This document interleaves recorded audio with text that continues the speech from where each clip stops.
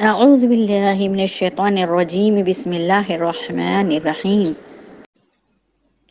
آئیے دیکھتے ہیں کہ آئینے میں دیکھنے سے وضو ٹوٹ جاتا ہے یا نہیں۔ لوگوں میں یہ بات بڑی عام ہو چلی ہے کہ وضو کی حالت میں اگر آئینے پر نظر پڑ گئی تو وضو ٹوٹ جائے گا۔ یہ سراسر غلط بات ہے، وضو پر اس کا کوئی اثر نہیں ہوتا، وضو باقی رہتا ہے۔ چاہے جوڑا باندھ لے اور جوڑے کے ساتھ نماز پڑھے، نماز بھی ہو جائے گی، وضو بھی باقی رہے گا۔ اگر کسی نے ٹی وی یا موبائل کے اندر پکچر دیکھ لی، ڈرامہ دیکھ لیا، کوئی سیریل دیکھ لیا، تبھی بھی وضو نہیں ٹوٹتا، لیکن وضو کی نورانیت اور ثواب میں کمی ہو جاتی ہے، اور نامحرم کو دیکھنے کا جو گناہ ہوتا ہے وہ الگ۔ اسی طرح اگر چھوٹے بچے کا چھوٹا بڑا استنجا کرا دیے یا پیشاب پاخانہ اس کا دھلا دیے، اس دھلانے سے بھی وضو نہیں ٹوٹتا۔ گانا گا لیے، گناہ ہوگا لیکن وضو نہیں ٹوٹے گا۔ گالی گلوچ کر لی، جھگڑا کر لیا، وضو نہیں ٹوٹے گا پر گناہ ہوگا۔ وضو کر لینے کے بعد اگر خود کے کپڑے بھی تبدیل کر لی تب بھی وضو باقی رہے گا۔ نامحرم کو دیکھنے سے بھی وضو نہیں ٹوٹتا۔ یہ تمام من گھڑت باتیں ہیں۔ اسی طرح جب ہم غسل کے لیے جاتے ہیں تو سب سے پہلے وضو کرتے ہیں اور پھر ہم غسل لیتے ہیں۔ تو غسل کے وقت اگر ہم اپنے عضو خاص کو دھو لیتے ہیں تبھی بھی ہمارا وضو باقی رہتا ہے۔ اس کی ہمیں دلیل ملتی ہے نبی علیہ السلام کی ایک حدیث سے۔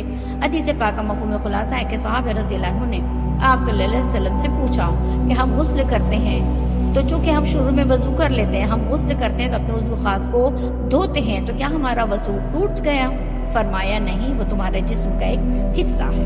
اس سے ہمیں سمجھ میں آتا ہے کہ اگر ہم ہاتھ لگا بھی لیتے ہیں عضو خاص کو، ہمارا وضو نہیں ٹوٹتا۔ ٹھیک اسی طرح اگر کوئی چھوٹے سے بچے کو، کوئی ماں اگر اپنے چھوٹے بچے کو، دودھ پیتے بچے کو دودھ پلا رہی ہے تو اس صورت میں بھی دودھ پلانے سے ماں کا وضو نہیں ٹوٹے گا، ان کا وضو پہ کوئی فرق باقی نہیں رہے گا۔ اسی لیے کہتے ہیں کہ سنی سنائی بات پر عمل کرنے سے بہتر ہے کہ ہم علم کو سیکھ لیں اور صحیح علم پر سیکھ کر اس پر عمل کریں تاکہ ہمارا ہر عمل صحیح ہو جائے۔ آئیے نظر ڈالتے ہیں، حدیث پاک میں ہے کہ نبی علیہ السلام نے ارشاد فرمایا طلب العلم فریضۃ علی کل مسلم، یعنی علم کا حاصل کرنا ہر ایک مسلمان پر فرض ہے۔ تو ہم آج دیکھتے ہیں کہ کن کن چیزوں سے وضو ٹوٹتا ہے۔ وہ صرف اور صرف 8 چیزیں ہیں، 8 چیزوں کے علاوہ کسی چیز سے وضو نہیں ٹوٹتا۔ اس کے علاوہ جتنی بھی چیزیں لوگ چاہے کتنا ہی کہہ لیں اس سے وضو ٹوٹ جائے گا، اس سے وضو ٹوٹ جائے گا، آج جب ہمارے پاس علم پہنچ جائے گا تو ہم صرف جانیں گے کہ سوائے ان 8 چیزوں کے کسی چیز سے وضو نہیں ٹوٹے گا، چاہے کوئی کتنا ہی بڑا انسان کہے، ہم علم پر عمل کرنے والے انشاءاللہ بن جائیں گے۔ تو دیکھیے، سب سے پہلی چیز ہے پیشاب یا پاخانے کا نکلنا، یا ان 2 جگہوں سے کسی اور چیز کا نکل کر بہہ جانا، نکلنا یا بہہ جانا، ٹھیک ہے، اس سے وضو ٹوٹ جائے گا۔ یہاں تک کہ اگر پاخانے کی جگہ سے ایک چھوٹا سا کیڑا بھی نکل جاتا ہے وضو ٹوٹ جاتا ہے۔ منہ بھر کر قے ہونا، منہ بھرنا شرط ہے، اگر ذرا سی قے ہے اسے وضو نہیں ٹوٹے گا۔ ری یعنی ہوا کا، یعنی گیس کا پیچھے کے راستے سے نکلنا، خارج ہونا وضو کو توڑتا ہے، لیکن اگر ری آگے کے راستے سے نکلتی ہے، کسی بیماری کی وجہ سے ایسا ہوتا ہے تو اس صورت میں آگے کے راستے سے نکلنے سے وضو نہیں ٹوٹتا۔ اس کو بہت اچھے سے ذہن نشین کر لیں۔ کسی ایسی چیز پر ٹیک یا سہارا لگا کے سو جانا کہ اگر وہ چیز ہٹا لی جائے تو سہارا لگانے والا بندہ گر پڑے تو اس صورت میں وضو ٹوٹ جائے گا۔ بے ہوش ہو جانا وضو ٹوٹ جائے گا۔ پاگل یا مجنون یا دیوانہ ہو جانا وضو ٹوٹ جائے گا۔ جسم کے کسی بھی حصے سے خون یا پیپ کا نکلنا اور نکل کر بہہ جانا، اگر صرف نکلا اور اپنی جگہ پہ جمع ہے تو نہیں ٹوٹے گا، لیکن اگر اس پر کسی نے پانی ڈال دیا، اس نے بہاؤ کی شکل اختیار کر لی، اب وضو ٹوٹ گیا۔ نمبر لاسٹ اور 8واں نمبر ہے نماز کے اندر قہقہا لگا کر ہنسنا، یعنی نماز کے اندر قہقہا لگا کر ہنسنے سے مراد یہ ہے کہ نماز کے اندر اگر ہم ہنس رہے ہیں تو وضو ٹوٹے گا، لیکن وضو کر کے ہم باہر اگر یوں ہی عام بول چال میں ہیں، ہم کسی سے بات کرو اس میں ہم نے کھلکھلا کے ہنسے، اس میں وضو نہیں ٹوٹے گا۔ یہ 8 چیزیں تھی جس سے وضو ٹوٹ جاتے، اس کے علاوہ کسی چیز سے وضو نہیں ٹوٹتا۔ ان 8 چیزوں کو ہم انشاءاللہ بہت اچھے سے ذہن نشین کریں گے۔ اب کون کون سی چیزیں ایسی ہیں جو وضو جس کی وجہ سے مکروہ ہوتا ہے، یعنی شریعت نے جس کام کو کرنے سے ناپسندیدگی کا اظہار کیا ہے اور جس سے وضو کی نورانیت میں اور اس کے ثواب میں کمی ہو جاتی ہے، تو اس میں سے چند چیزیں ملاحظہ فرما لیں۔ گندی جگہ بیٹھ کر وضو نہ کریں، یہ مکروہ ہے۔ ناک کو سیدھے ہاتھ سے سنکنا مکروہ ہے، کیونکہ ناک کو الٹے ہاتھ سے چھنکنا چاہیے۔ وضو کے درمیان دنیا کی باتیں کرنا مکروہ ہے، وضو کے درمیان صرف اور صرف اللہ کا ذکر کریں۔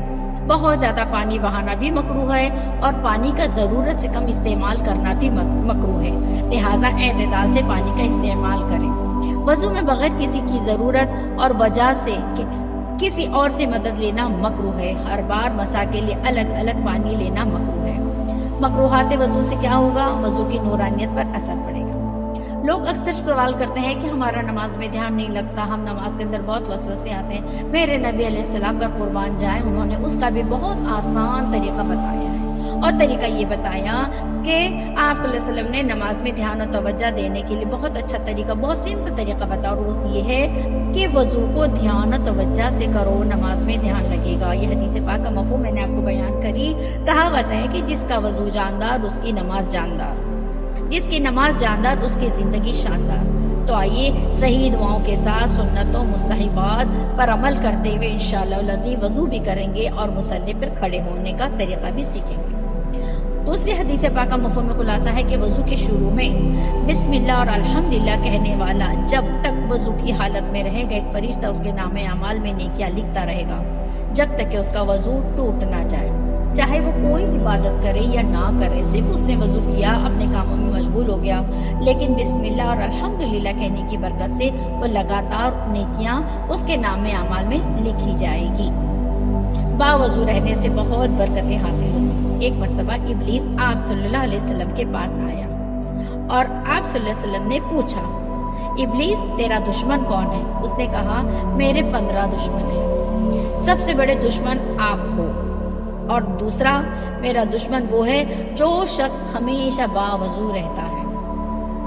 الحمدللہ۔ تو دیکھیے اگر اس بات پر عمل کر لیں، قرآن نے کسی دشمن بتایا؟ قرآن نے ابلیس کو کئی مرتبہ بتایا کہ وہ تمہارا کھلا ہوا دشمن ہے۔ ابلیس ہمارا کھلا ہوا دشمن ہے، اور ہمارا باوضو رہنے والا عمل کسے دشمن بناتا؟ ہمیں دشمن بناتا ہے ابلیس کا۔ یعنی ابلیس سب سے زیادہ بغض کس سے رکھتا ہے؟ جو شخص باوضو رہتا ہے۔